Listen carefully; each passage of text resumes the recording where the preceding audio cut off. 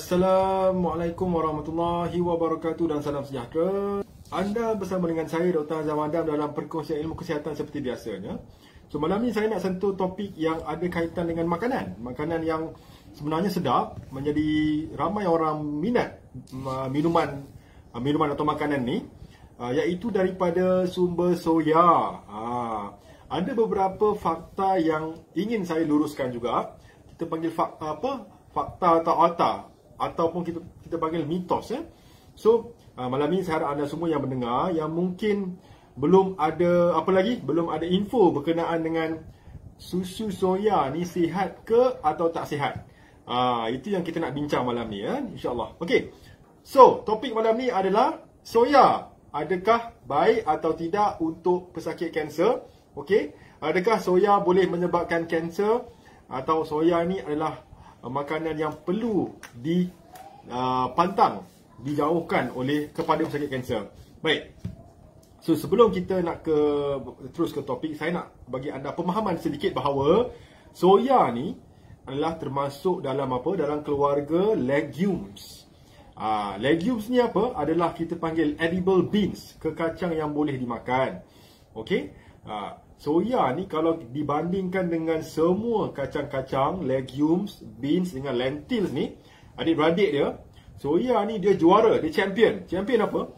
Soya ni champion dari sudut dia punya kepadatan nutrients, nutrient density. Satu. Nombor dua, proteinnya tu.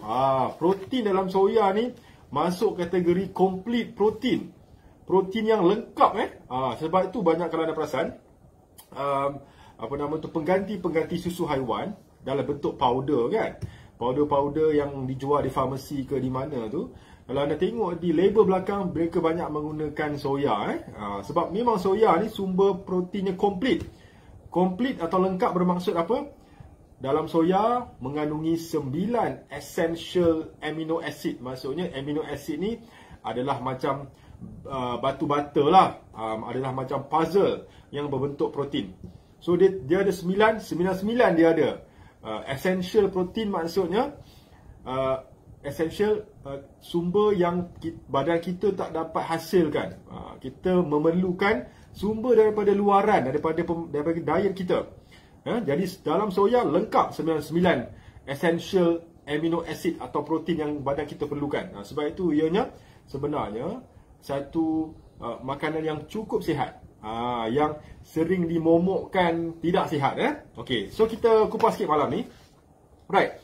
So seperti biasa, saya harap anda semua, kalau mungkin ada seorang pesakit kanser yang sedang menonton, saya doakan anda semua semoga dipermudah urusan, diberi kekuatan dan kesembuhan insya-Allah. Dan semoga malam ni dapat memberi sedikit sebanyak manfaat kepada anda. Okey, so kita tahu dah dari sudut tu, daripada data yang saya dapat, rupa-rupanya, tahukah anda, ada lebih kurang 30 jurnal, 30 artikel, yang dilakukan di negara China dan Jepun, dan hampir ribuan artikel yang menunjukkan rupa-rupanya soya ini tidak ada kaitan dengan kanser pun. So rupa-rupanya selama ni kita dimomokkan dengan soya ni adalah satu fakta yang kurang tepat. Memang betul ada beberapa kajian yang kecil menunjukkan kaitan antara soya dengan kanser. Kerana apa? Kerana dalam soya ni dia ada satu phytochemical, satu compound, nama dia isoflavones. Now, isoflavones ni adalah termasuk dalam, ibaratnya macam hormon. Hormon kewanitaan bagi tumbuhan. So kalau wanita kan ada hormon estrogen, hormon kewanitaan. Tumbuhan dia ada hormon kewanitaan mereka, iaitu isoflavones. Dan kebetulan isoflavones ni adalah sangat tinggi dalam soya. Sebab itu nama dia phytoestrogen. Sebab fungsi isoflavones ni mirip-mirip dengan hormon estrogen wanita ni. Seperti manusia, mirip-mirip tapi tak mirip, hampir sama. Sebab tu ramai yang risau. Okey, walau bagaimanapun, mari kita kupas lebih lanjut.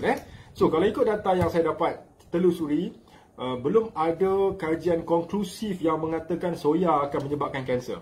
Bahkan hormon dalam tumbuhan soya ni dinamakan apa? Isoflavones, atau istilah dia genistein. Genistein ni atau phytoestrogen ni ada manfaat anti-kanser. Sebab nombor satu, kalau ikut kajian, okey, dia ada dua manfaat berganda. Nombor satu, manfaat anti-estrogenik. Maksudnya dia lawan kalau dia lawan hormon estrogen, dan ada manfaat estrogenik. Dia meningkatkan hormon estrogen dalam badan manusia. So dia macam ada dua manfaat, dua manfaat. Okey. Mengikut data yang saya dapat begini So, kerana manfaatnya ada dua, okey. Jadi ada banyak kajian yang dibuat, dia saling bertindih. Berbeza-beza dia punya dapatan. Okey. So, kalau yang saya dapat adalah nombor satu, dari sudut kajian yang dilakukan kepada pesakit kanser, khususnya pesakit breast cancer payudara yang ada isu BRCA mutation atau yang ada masalah hormon estrogen positif. Kita panggil apa? ERPR positif. Kalau ikut kajian ini menunjukkan bahawa soya membantu untuk menstabilkan hormon estrogen, menekan pembentukan hormon estrogen. Jadi dia membantulah. Dia ada manfaat anti-kanser rupa-rupanya. Dia membantu menekan hormon estrogen, dan kalau ikut kajian, dia juga membantu mengelakkan kanser-kanser daripada merebak, metastasis. Dan ada manfaat antioksidan, anti-angiogenesis, iaitu dia menghalang sel kanser daripada berkembang. Okey? That's number one. So, manfaat isoflavones ni atau genistein ni, ada yang nama dia tumor suppression. Dia suppress tumor tersebut. Sel kanser. Okey? Number one. Kemudian ada satu lagi kajian dibuat oleh satu badan, jurnal, nama dia Agency for Healthcare Research and Quality. Dia buat satu kajian besar ni, mengumpulkan lebih pada 1000 studies, 1000 kajian, dan kajian tersebut dinamakan The Effect of Soy on Health Outcomes. Dan daripada beribu-ribu kajian ni menunjukkan tidak ada hasil konklusif yang mengatakan soya menyebabkan kanser pun. Okey, that's number one. So kesimpulannya kita tak perlu takut pada soya. Walau bagaimanapun, dia ada tapi tapi okey, bukan bererti kalau soya tu tidak menyebabkan kanser kita boleh ambil secara sebarangan. Saya cerita kejap lagi cara nak ambil dia. Ramai yang telah mendapat manfaat dari DND 369 Sacha Inchi Oil. Pastikan DND 369 Sacha Inchi Oil yang original hanya dari DND. Dapatkan daripada dropship sah DND. Okey, sebelum itu, antara mitos dan antara momokan orang makan soya ni, dia cakap apa? Okey, kalau soya ni, kalau kita makan soya, dia boleh menyebabkan masalah penghadaman dan penyerapan makanan. Okey, ada kebenarannya di situ, sebab dalam soya ada satu compound nama dia phytates. Now, phytates ni bersifat anti-nutrient. Fungsi dia apa? Fungsi dia akan mengganggu proses pencernaan dan penyerapan makanan dalam usus kita. Memang ada, sebab phytates ni termasuk sistem pertahanan badan tumbuhan. Soya ni lah dalam kes ni. So memang betul. Sebab itu kalau kita telusuri negara-negara yang penduduknya berusia panjang, ada istilah saya pernah sentuh sebelum ni, centenarians, iaitu penduduk yang umurnya rata-rata di atas 100 tahun. Centenarians. Ada 5 tempat di dunia, salah satunya di Okinawa, Pulau Okinawa di Jepun. Kalau anda tengok di peta tu, okey, Pulau Okinawa ni memang pulau terpencil, jauh sekali daripada kepulauan Jepun. So, nama tempat tu, pulau tu Okinawa. Okey, dan para pengkaji mengkaji tentang penduduk di Okinawa dan cuba mengetahui rahsia mereka. Macam mana mereka ni boleh hidup sampai 100 tahun, kan? Centenarians. Rupa-rupanya salah satu amalan mereka adalah mereka gemar makan soya yang difermentasikan. Dalam bentuk apa? Miso, tofu, kan? Miso, tofu, dan kalau yang non-fermented, yang tidak difermentasikan, dalam bentuk edamame. Edamame yang warna hijau tu kan, biasa anda pergi kedai sushi ada. Tetapi kelebihan penduduk Okinawa ni, dia makan soya ni, soya yang ditanam sendiri, kita panggil whole, organik pula tu, tak menggunakan racun serangga, okey, dan dia fermentkan soya tersebut. Okey, kenapa penting fermentasi ni? Sebab bila kita melakukan fermentasi, apa yang berlaku adalah compound phytates saya sebut tadi tu. Phytates tadi kan, yang ganggu pencernaan dan penyerapan tu, akan dileraikan oleh proses fermentasi. So, sebenarnya kalau anda nak ambil soya lebih sihat, bukan nak cakap soya yang tak ferment tak elok. Tapi, kalau anda ada masalah perut yang sensitif atau perut yang dari sudut penyerapan dan pencernaannya kurang sempurna, sebaiknya anda ambil soya yang difermentasikan dalam bentuk miso ke natto atau tempe kan, sebab phytatesnya sudah hilang. Okey, so itu nombor 2. Now, next adalah apa lagi? Kalau dari sudut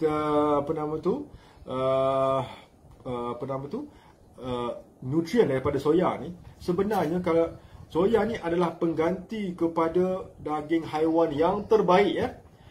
Antara banyak-banyak sayuran, banyak-banyak tumbuhan, banyak-banyak sumber plant based, soya ni ranking number 1. Sebab apa saya sebut tadi tu? Dalam dia, protein dalam dia complete protein, lengkap 9 amino acid. Lengkap. So anda tak perlu risau, bahkan dia punya lengkap tu lebih lengkap daripada daging-daging haiwan, beberapa jenis daging haiwan. So sebab itu kelebihan dia. That's number 1 Alright. Yang menjadi masalah begini. Okey, apa yang perlu anda hindari adalah soya-soya, jenis-jenis soya yang diproses. Contoh, soya suplemen. Soya suplemen saya rasa kurang, atau protein powder untuk yang kat gym tu kan, biasa orang mamat gym, yang selalu main gym, dia ada protein powder daripada soya. Itu saya tak berapa galakkan kerana kemungkinan soya tersebut sudah dicampur dengan bahan-bahan lain lah. Alright. Apart from that, soya yang anda perlu elak adalah minyak soybean oil, minyak soya. Minyak soya ni sebab dah melalui proses hydrogenized. Dia dah masukkan hidrogen dalam minyak tu sehingga terbentuklah trans fat, sehingga minyak tersebut tinggi dengan omega 6 yang menyebabkan keradangan. Okey? So, elakkan minyak soya. Alright. Dan dah tentu kalau anda nak beli produk soya, carilah yang ada tulisan non-GMO, iaitu G itu genetically and modified organism. Maksudnya apa? GMO ni semua makanan yang dah melalui proses pemprosesan, melibatkan bahan kimia kan, lebih bagi melihatkan bahan kimia lah. So cari yang non-GMO, yang organik kalau nak lah Okey. Dan yang penting apa? Kalau ikut kajian sebenarnya kan, ada mixed study untuk wanita-wanita yang sedang dalam fasa premenopausal. Premenopause maksudnya biasa usia 40-45 yang dia punya darah haid dah nak mula kering lah kan, menopause. Okey. Kalau ikut kajian, kalau anda ambil soya, apa dia buat? Dia boleh membantu meningkatkan pembentukan estrogen. Anda punya kadar estrogen dah mulai turun kan? Anda ambil soya, kalau ikut satu kajian, dia boleh menaikkan balik estrogen sedikit pada tahap stabil. Itu pre-menopause. Kalau post-menopause, kan, dia punya efek pula terbalik pula. Sebab estrogen yang ada dalam badan dalam bentuk estradiol. So, post-menopause pula kan, estrogen dah rendah. Dia meningkatkan lagi estrogen. Jadi, mengurangkan kesimpulannya, mengurangkan gejala-gejala pre dengan post-menopause. Seperti hot flushes, kan, mood swing, apa lagi, lepas tu berpeluh kan, anxiety, dan lain-lain lagi Okey, so tapi ini tidak confirm, bukan maksudnya konklusif lah, hanya beberapa kajian dilakukan. Okey, sebab itu soya ni agak unik. Seperti yang saya sebut tadi, dia ada dua efek. Dia ada anti-estrogenik dan juga estrogenik. Dia boleh meningkatkan pembentukan estrogen dalam badan wanita. Dia juga boleh menurunkan kadar estrogen dalam wanita. Memang cukup unik. Tetapi yang pastinya, pesakit kanser tidak perlu takut kepada soya. Okey? Kerana memang betul soya ada phytoestrogen atau kita panggil genistein atau isoflavones. Tetapi fungsi isoflavones ni dia bukan sama, bukan 100% mirip kepada estrogen manusia. Ianya adalah hormon estrogen, plant estrogen, tumbuh-tumbuhan. Berbeza. Okay? Alright. So, soalan lanjutnya apa lagi? Takkan hanya itu saja dalam soya. Dan soya juga mengandungi beberapa nutrients seperti vitamin B, B1, B5, B6, alright? Ada fiber, kita jangan lupakan. Ada kandungan serat yang baik, ada serat yang tinggi. Kemudian ada potasium, untuk kesihatan otot dan jantung, kan? Jantung memerlukan potasium untuk memompa. Magnesium. So, magnesium ni dikaitkan dengan apa? Kalau anda ada masalah anxiety, depression, mood swing, magnesium sangat-sangat penting untuk kita panggil beri efek relaxation kepada saraf. Ada relaxkan saraf anda yang tegang tu. Okay? So kalau anda ambil soya, indirectly, apa manfaat yang anda dapat? Dia boleh membantu anda untuk menjadi lebih tenang dan relax. Okay? Dan ini champion. Jangan pernah lupa, dalam soya sumber protein yang cukup lengkap. Very good. Lebih tinggi daripada telur pun dan beberapa jenis daging. Dan kerana mengandungi 9 essential amino acid. So, kalau anda tak makan daging pun, misalkan kalau anda seorang vegetarian atau anda seorang vegan, dengan mengambil soya sahaja, asupan atau keperluan protein harian anda sudah terpenuhi. Sebab dia lengkap. Alright. So, kalau ikut kajian, sebenarnya anda boleh ambil soya, tetapi jangan lebih daripada 500 ml sehari. 500 ml bermaksud apa? Satu cawan saiz sederhana lebih kurang 250 ml. Okey. So kalau 500 ml lebih kurang 2 cawan saiz sederhana. So janganlah minum lebih pada 500 ml. Okey, atau satu botol kecil tu. Satu botol kecil untuk lebih berjaga-jaga. Okey? Sebab apa sahaja yang kita ambil ni, dia tergantung. Kalau benda yang baik kita ambil secara berlebihan, secara hulu kita panggil, kan, ianya akan menjadi tidak baik, jadi buruk. Okey, sama saja konsep dia. So konsep yang kita kena pegang adalah kita kena ambil in moderation, secara sederhana, tidak terlalu ekstrim dan tidak terlalu sedikit atau tidak terlalu banyak. Okey, maksimum 500 ml sehari. Okey, walau bagaimanapun, mungkin anda tanya kepada dietitian anda di hospital atau apa, mereka mungkin ada pendapat yang berbeza. Okey, so anda boleh rujuk kepada sesiapa yang anda mungkin merawat anda di hospital atau klinik. Tapi apa yang saya kongsikan adalah daripada pembacaan saya. Okey, alright. So alhamdulillah, saya rasa malam ni saya akhiri saja. Saya harap dapat apa yang saya kongsikan ni dapat memberi anda kejelasan daripada pikiran-pikiran yang negatif atau momokan-momokan yang tiada asas, atau mungkin anda sebelum ni anda takut sangat ambil soya, kan, takut sangat. Jadi kalau ikut saya punya pembacaan, anda tak perlu takutlah, bahkan rugi, sebab soya adalah sumber protein yang cukup lengkap. Okey, dengan syarat ambillah secara sederhana. Okey, now kalau kita bicara tentang protein sebenarnya, kalau di DND, kalau anda ingin bertanya dengan saya, di DND kita tidak ada sumber protein. Tetapi, kalau ikut saya kalau saya punya cara antara cara saya untuk dapat sumber protein, nombor satu, saya akan ambil soya. Nombor dua, kalau dari sudut produk daripada DND, saya suka ambil Royal Coffee sebenarnya. Royal Coffee ni kopi yang sihat dan sedap. Dalam dia ada protein juga. Bukanlah nak cakap komplit, tetapi ada ianya sedap. Dan saya seorang penggemar kopi, penggila kopi sebenarnya. So kalau saya nak memilih sesuatu tu, saya nak pilih yang lengkap kalau boleh, kan. Ada kopi yang sedap, ada dia punya ginseng, ada dia punya apa lagi, linzi, dan juga ada protein juga tambahan dalam Royal Coffee. So anda boleh cuba kalau ingin DND Royal Coffee. So assalamualaikum, saya akhiri saja malam ni. Jumpa lagi di waktu yang lain. Assalamualaikum, salam sejahtera semua, ya. Terima kasih.